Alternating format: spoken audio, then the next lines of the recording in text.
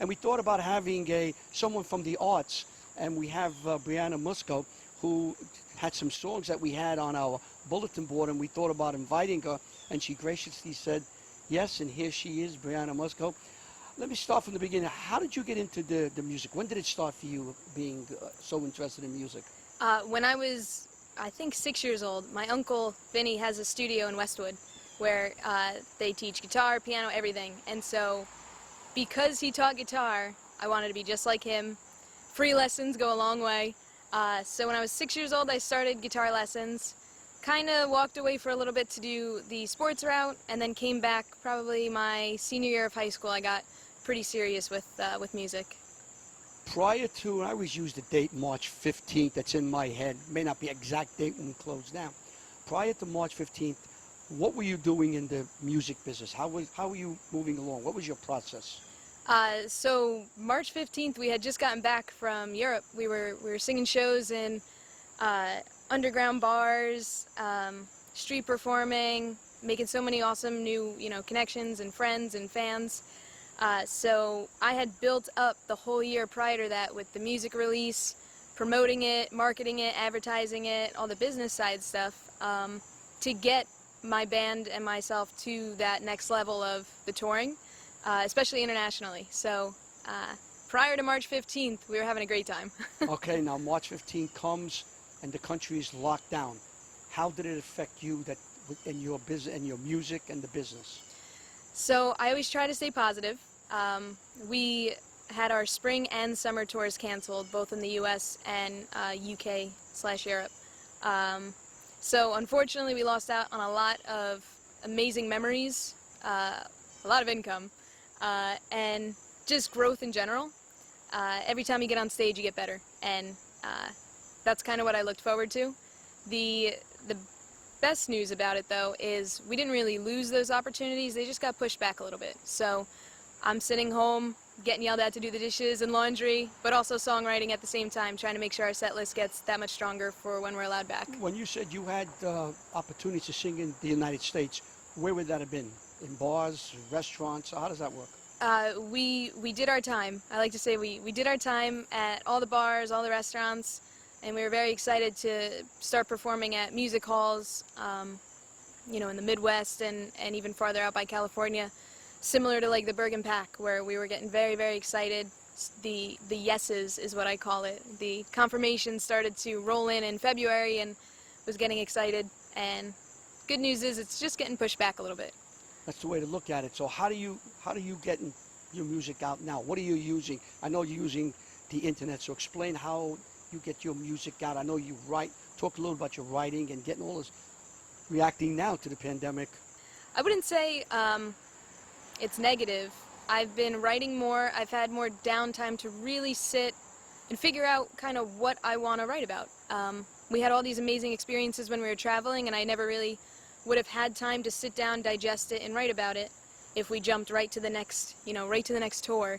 So, I mean, I'm very disciplined and strict on myself. I wake up at 6 in the morning, not very musician of me, to squeeze in a workout. Some are going to bed at 6 in the morning. Yeah, right, exactly. So not very rock star of me, but I get up at 6, I work out, I eat very healthy, and I immediately start practicing, start songwriting, start figuring out where I can make the set that much more unique or that much more enticing. So that's, like I said, not very rock star of me, but at the same time, very future-minded, very career-minded. What kind of music do you write? What kind of music do you like to write?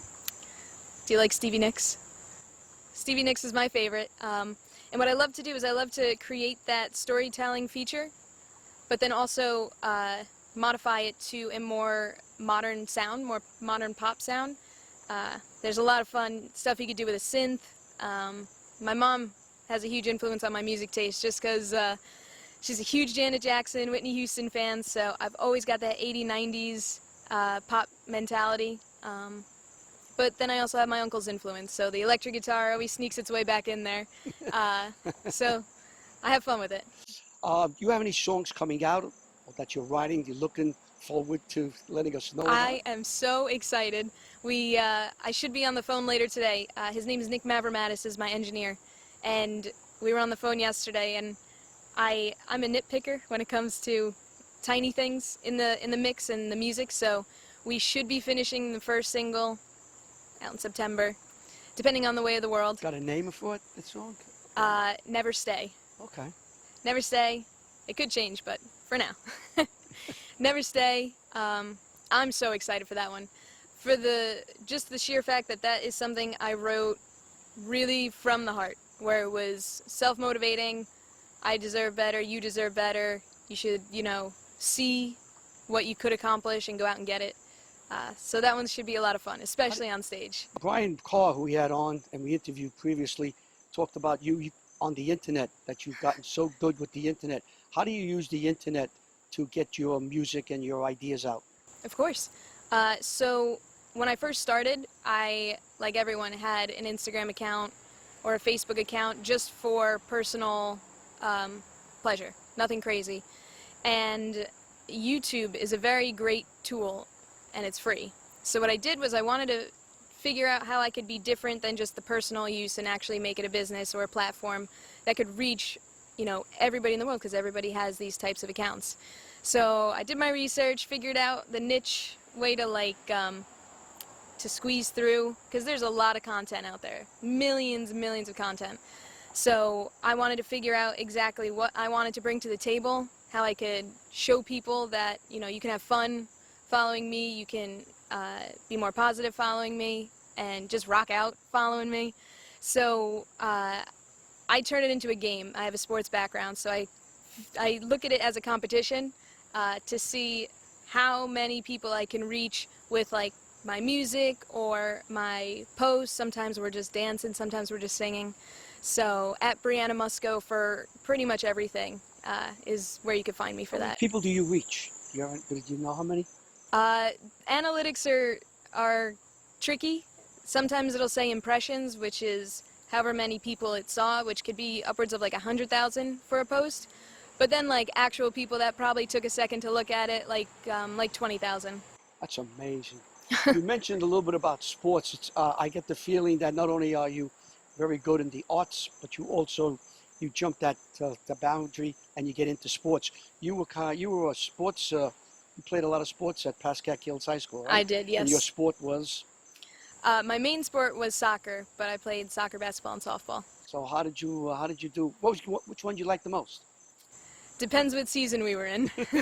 So you liked them all? Loved them all. Yep. Liked them all. How'd you do with soccer? Did you get any awards or anything for one of the sports? Soccer we did really well. We were almost state champs. I still hold the record for most goals, but there's a girl that's probably going to get it this season. Fingers crossed we squeeze that season in. So I'm rooting for her. So right now you hold a record for the most soccer goals in a season, or for 4 years? Both currently, but So she's gonna break it. We're good. So you are a pretty good. Not only a great musician, you're a pretty good soccer player. I mean, you're playing this down, but I know where you're going. This is pretty good. Thank you. You both in, like I said, arts and sports. You did very, very well.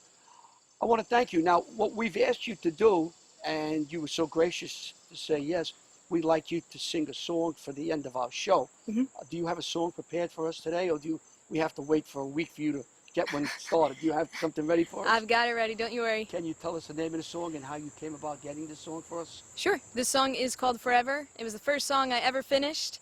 Sometimes I'll have a good chorus, sometimes I'll have a good verse, but this one I finally sat down and finished. We added an awesome electric guitar solo over it, and it's been streamed over 150,000 times worldwide, which is insane. And it's just so much fun to play. I wrote it about a former relationship, and I think it resonates with a lot of people. How long did it take you to write it? Like 5 minutes. That's why I got finished. I can't spell my name in 5 minutes.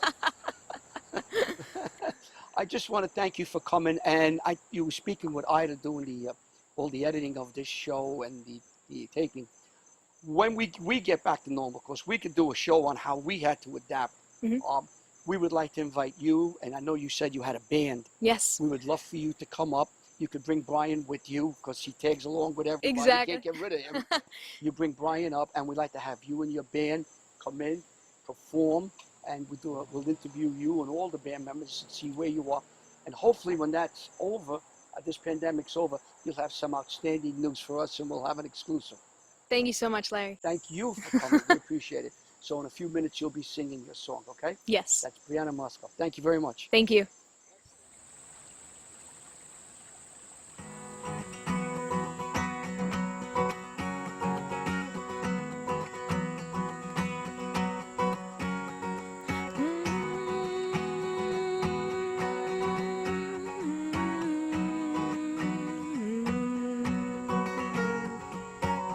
We were young and you were always there. I couldn't believe my eyes. You picked first and I played hard to get, 'cause I knew it then. But you saved me a seat, then you took my hand.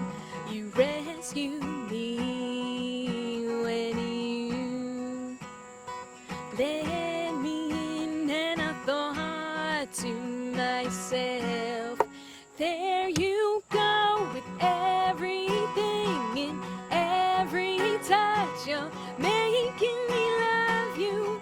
There you go. It's crazy to think you'll never leave, but that's okay, because I think I could love you forever and ever.